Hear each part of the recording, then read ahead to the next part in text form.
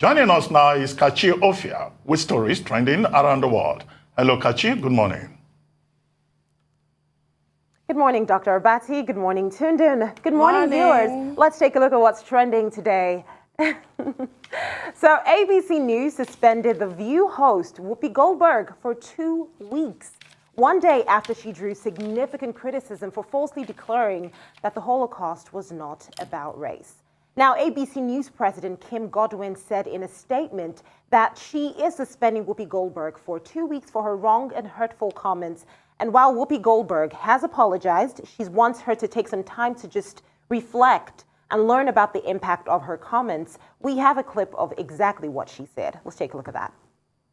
So 2 schools are being accused of banning books after one in Washington state pulled To Kill a Mockingbird off their required reading list after complaints from students and parents, including a former black student who said it made her uncomfortable, and a Tennessee school pulled the graphic novel Mouse out of their lessons on the Holocaust because it contained some nudity and some bad language. Personally, I'm shocked because, given the story of Mouse, I'm surprised that that's what made you uncomfortable. The fact that there was some nudity and I mean, it's about the Holocaust, the killing of 6 million people, but that didn't bother you. But the naked. I'm not sure that they don't use the naked part as a kind of a canard to throw you off from the fact that they don't like history that makes white people look bad.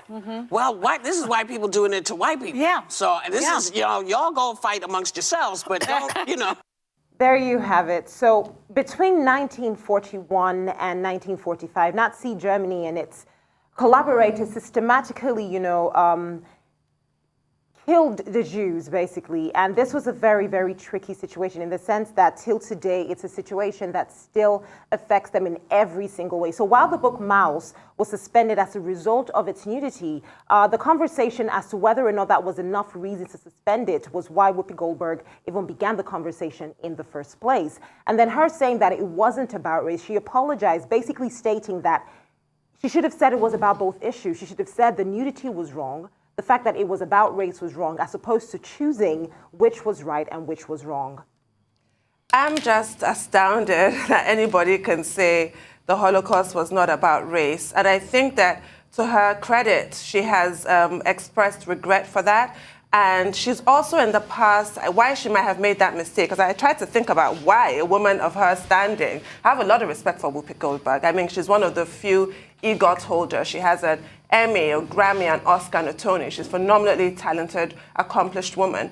But I think why she said that was because she has identified as a Jew herself. So she's thinking, like a lot of black people who identify as Jewish, of being Jewish as a culture, as a religion. But if you read Mein Kampf, Hitler, which he wrote while he was in prison after the Munich putsch, Hitler went to great lengths to identify Jews, not as a religion or a culture. He was talking about them as a race. He talked about them in the most disgusting terms, as a race that is the greatest threat to the Aryan race. He had this pyramid with the Aryans at the top and us black people at the bottom. We were Untermenschen. So he found Jews that they had to be stopped. He banned intermarriage with Jews, banned Jews attending schools and universities, attacked their businesses and killed them. That was Kristallnacht. He made Jews wear a yellow star. They were attacked in many ways. So before we even get to the Holocaust was called the final solution. So that in itself suggests there had been different attacks on these people, racist attacks, anti-Semitic attacks. So for her to say it wasn't about race, I think she's also mistaking the fact that, yes, those concentration camps also had gypsies and homosexuals, people with physical and mental disabilities, in the concentration camps, not just Jews. I think that's what she was trying to say. But she should have said it was a racial attack against Jews, but other people that he found undesirable. Basically, what Hitler, in his sick, psychotic mind, was trying to achieve was this pure Aryan race. So if you're not of pure Aryan blood, if you have any kind of disability, you should be dispatched, i.e. killed. But that was such a misstatement on her part, and it seems to minimize what the horror that Jewish people went through. 6 million Jews were killed. I recommend this amazing biography, yes, by Joachim Fest, Hitler, how sick this man truly was.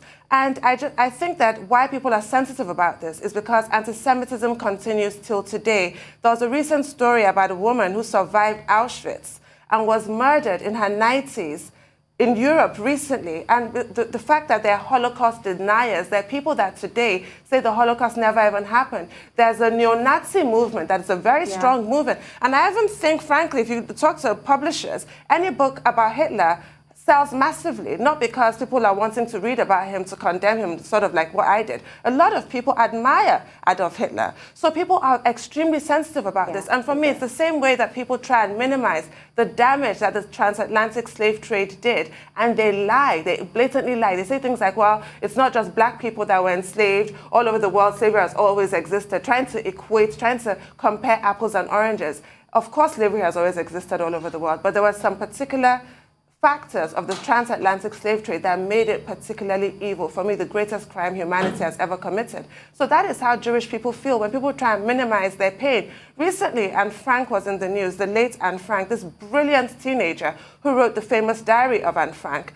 She was hiding out in an attic with her family. I actually just have goosebumps. It's such a moving diary. It should be required reading for every teenager because it's awful what they went through. And they were betrayed. They were arrested, the entire family, and none of them survived the concentration camps but her father, who went back to that attic and he found her diary and published her diary. Recently, there was news that has obviously been denied that they were betrayed by a fellow Jewish person. So the Holocaust continues to cause so much pain. The wounds have not healed. And Whoopi Goldberg was really ill-advised to make that statement, seeming to trivialize so much suffering. Okay, let me look at it from this angle. The first will be that what has happened to Whoopi Goldberg is also an example for all of us who work in the public space to realize that words matter and that certain words are very sensitive. Now, the Holocaust has remained, since the end of the World War II, a very sensitive subject in international discourse. Even the United Nations had to set up the Nuremberg trial, set up special courts, to address issues of injustice that emerge. And even when Whoopi Goldberg was corrected in the course of that conversation around the Tennessee School Board banning the novel, the graphic novel Mouse, she still insisted. She still went ahead. But now, okay, she's been asked to take 2 weeks off to go and reflect and to also, apologize, and she has issued a statement. But this is not the first time that Whoopi Goldberg, 66-year-old Whoopi Goldberg, would be controversial. In 2009, that's the Roman Polanski case, when she was seen as apparently defending rape.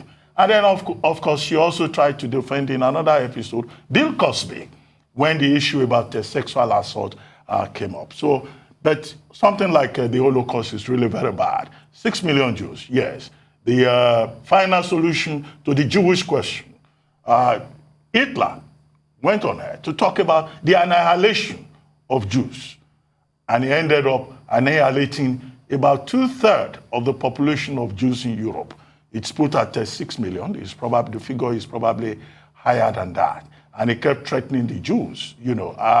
That is unacceptable, to the international community. And each time you evoke memories, of that particular incident in human history, people, of course, get immediately worried about it. I do not think that this will probably be the end of the matter, but, well, we hope that it doesn't also end up affecting Whoopi Goldberg's career in other ways, because the Jewish question, anti-Semitism, both remain, very touchy moments, touchy issues in world history. Quite honestly, Whoopi Goldberg has a reputation for always speaking her truth. And within the new media landscape, a lot of opinions always tilt towards popular, opinions, what the populace believes. So for Whoopi Goldberg, who always wants to stand by what she believes in, irrespective of what popular people think, it puts her in a dicey situation most of the time, like you mentioned, Dr. Abati, with the Roman Polanski case and the Bill Cosby case, and now this situation with the Holocaust. But let's bring things back home to Nigeria now and talk about our universities. What is going on? So Abia State University has banned students from driving personal cars on campus. The management of the institution released a notice on the 1st of February stating that only staff and accredited visitors will be allowed to drive their cars into the campus. So in furtherance to this, they put out a law that any student who violates this directive, which is in the interest of the university community, will face severe disciplinary action. Now, this reminds me of the case we took about a week ago of another university basically saying that they do not have provision for pregnant women. So if any student gets pregnant, you are strictly on your own. They will not accommodate pregnancies in universities. And I'm thinking, this is an institution that houses people aged 18, even as low as 15, to as old as people in their 40s, in their 50s. How do you want to manage this? Not to talk of the landmass within these institutions. Are people expected to walk? I mean, what kind of laws are these? Yes, this is the issue, the practical aspect of it. I imagine that they'll be providing some kind of transport, as happens in campuses all over the country. They have those tricycles that people can use. I don't know, it's a difficult one. It's like, you know, when you go to school, in most schools, you have a school uniform, and that's supposed to teach you discipline and create some kind of uniformity because, you know, displays of ostentation can adversely affect some of the students. But you think, like you were saying, by the time you get to university, the training wheels come off. If you're an undergraduate, university is supposed to prepare you for real life. And in real life, nobody is going to dictate to the next person what they can or cannot do. You have to control yourself and your thoughts and what have you. But on the other hand of the argument is we can see the moral decay that is happening in this country. We can see it, we can feel it. And if students cannot, you know, use their own common sense and avoid flashy displays of wealth, like that letter says, or their parents cannot control them, do institutions not have a right to put their foot down and make a stand against the kind of decadence that we're seeing here, which I think is what they're trying to achieve? Because we all say what's happening, the country is going to the dogs, we've lost all our values, and somebody's trying to make a stand against it, but it's like, oh, not like that. So there are two ways of looking at this. I'm not really sure where I stand, but I think if the school can provide alternative accommodation rather than require people to walk across, you know, these vast campuses, then I think I'm okay with it.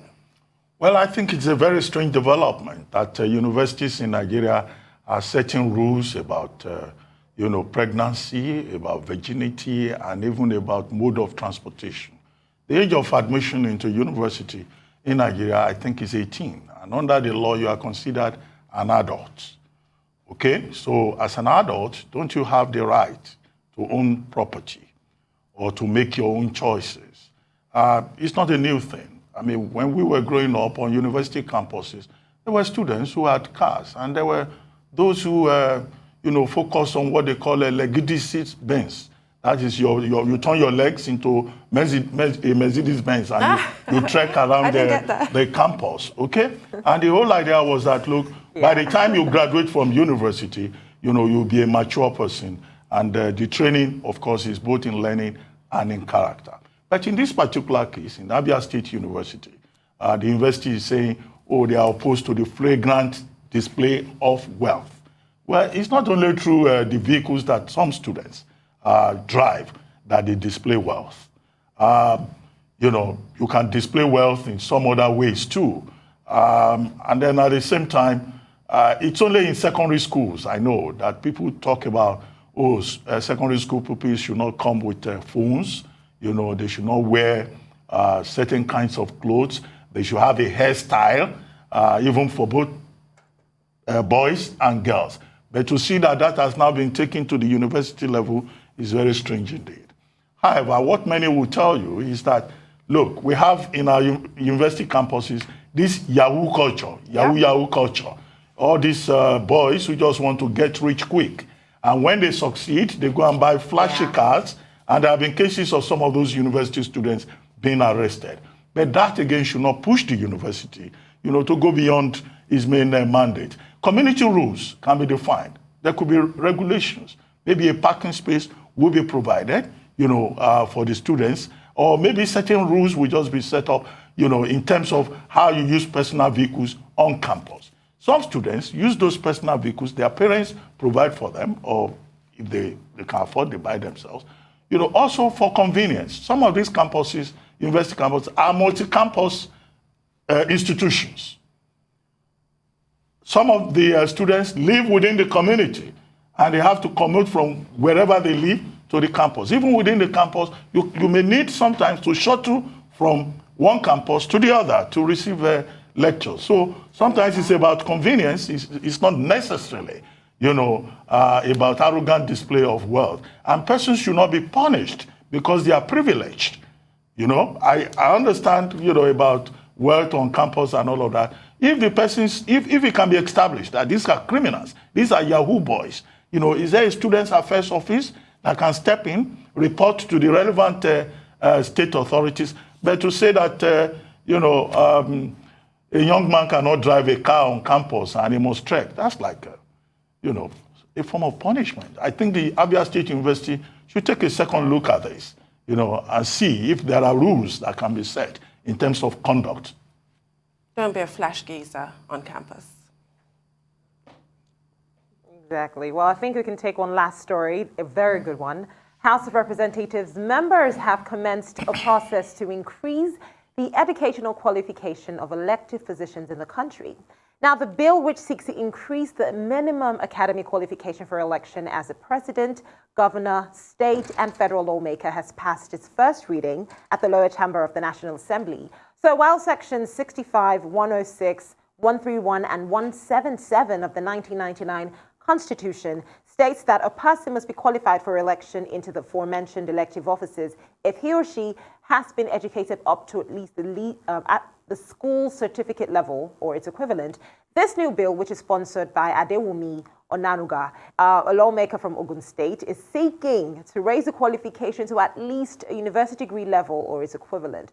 I'm just thinking, when people apply for jobs, oftentimes the qualifications go as high as a master's degree. It's just shocking to me that for our leaders, people who are supposed to be in charge of the policies and creating a system that is conducive to work, the standards are relatively low. It's really odd.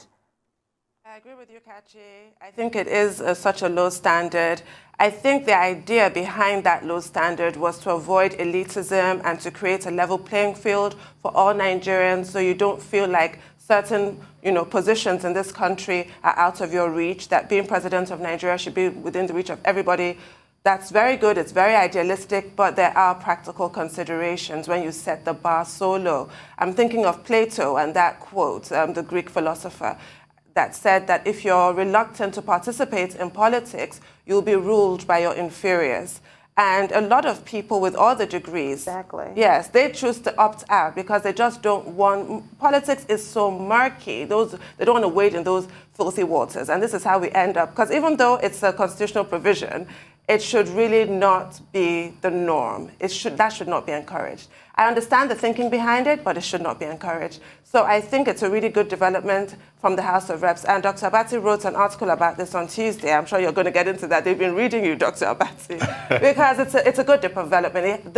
Our leadership has to reflect us as people. Nigerians are really aspirational people. Nigerians are highly educated people. Yeah. School search simply doesn't cut it. I get it, but no, yeah.